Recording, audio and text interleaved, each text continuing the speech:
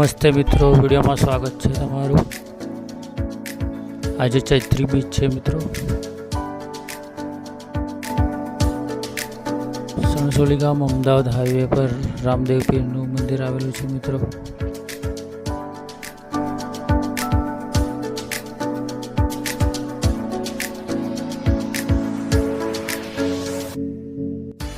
અહીં દર બીજે રામદેવ પીરનો અનેરો મહિમા જોવા મળે છે મિત્રો।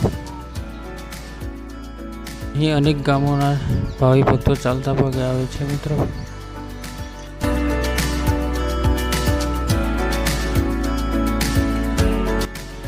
સાચી ભક્તિ અને શ્રદ્ધાથી જે કોઈ આવે છે મિત્રો, તેની મનની મનોકામના બાબા રામદેવ પૂરી કરે છે।